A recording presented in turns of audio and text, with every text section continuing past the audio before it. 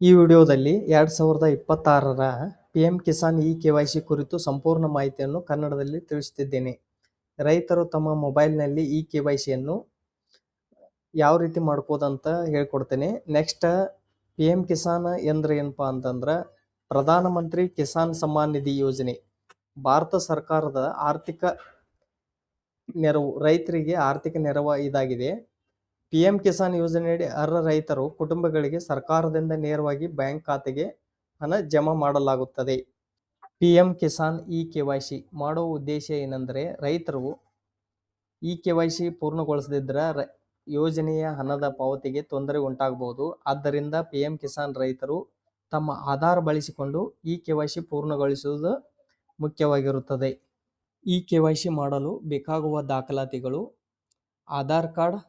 Face authentication ಮೂಲಕ E-KYC ಮಾಡುವುದು ಇರುವುದರಿಂದ ರೈತರು ನೇರವಾಗಿ ಗ್ರಾಮ 1 ಅಥವಾ CSC ಸೆಂಟರ್ಗೆ ಭೇಟಿ ನೀಡಿ ಮಾಡಿಕೊಳ್ಳಬಹುದು. ಇಲ್ಲ ಅಂತಂದ್ರೆ ರೈತರು ತಮ್ಮ ಮೊಬೈಲ್ನಲ್ಲಿ ತಾವೇ ಮಾಡಿಕೊಳ್ಳಬಹುದು.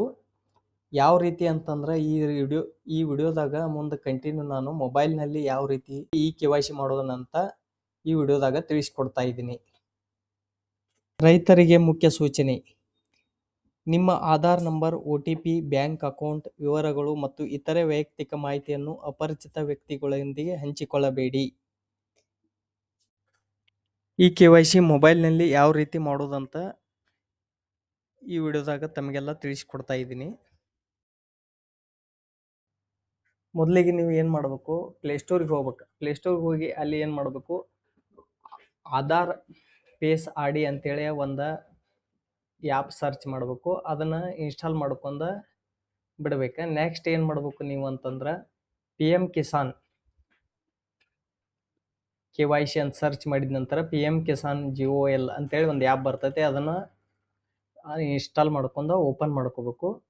ಓಪನ್ ಮಾಡ್ಕೊಂಡ ತಕ್ಷಣ ನೀವೇನು ಮಾಡಬೇಕು, ನೆಕ್ಸ್ಟ್ ಅಂತ ಕೊಡಬೇಕು. ನೆಕ್ಸ್ಟ್ ಅಂತ ಕೊಟ್ಟ ನಂತರ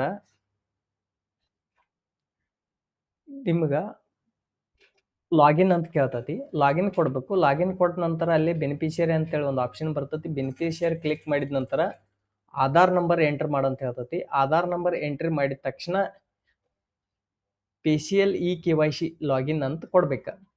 PCL ಇ-ಕೆವೈಸಿ ಲಾಗಿನ್ ಅಂತಂದ್ರೆ ರೈತರದ ಯಾರು ರೈತರು ಇರ್ತಾರಲ್ಲ ಇ-ಕೆವೈಸಿ ಮಾಡೋದಿರ್ತೈತಿ ಅವ್ರದ್ದು ಫೇಸ್ ಅಥೆಂಟಿಕೇಶನ್ ಅಂದ್ರೆ ಮುಖದ ಚೇಹರೆಯ ಅಥೆಂಟಿಕೇಶನ್ ತಗೋಬೇಕಾಗತ್ತೆ. ಮುಖಚೇರೆ ಅಥೆಂಟಿಕೇಶನ್ ಲೈವ್ ತಗೋಬೇಕಾಗತಿ. ಕಣ್ಣು ಬೆಳಕಿಸ್ಬೇಕಾಗತಿ. ಗ್ರೀನ್ ಬರ್ಬೇಕು. ಗ್ರೀನ್ ಬಂದ ತಕ್ಷಣ ಕಣ್ಣು ಬೆಳಕಿಸ್ಬೇಕು.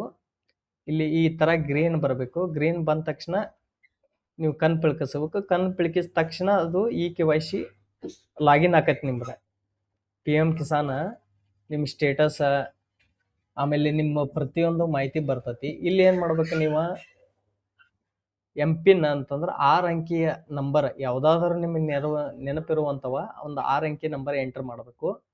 ತದನಂತರ ಏನು ಮಾಡಬೇಕು, ಡ್ಯಾಶ್ಬೋರ್ಡ್ ಅಂತ ಕ್ಲಿಕ್ ಮಾಡಬೇಕು. ಡ್ಯಾಶ್ಬೋರ್ಡ್ ಅಂತ ಕ್ಲಿಕ್ ಮಾಡಿದ ತಕ್ಷಣ ನಿಮ್ಮದು ಡಿಟೇಲ್ ಎಲ್ಲ ಬರ್ತೈತಿ. ಅಲ್ಲಿ ಇ-ಕೆವೈಸಿ ಅದರ್ ಬೆನಿಫಿಷಿಯರಿ ಅಂತೇಳಿ ಕ್ಲಿಕ್ ಮಾಡ್ಬೇಕು.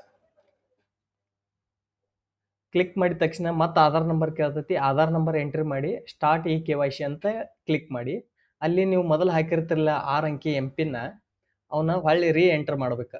ಅದೇ ನಂಬರ್ನೇ ಎಂಟರ್ ಮಾಡ್ಬೇಕು, 6 ಅಂಕಿವ.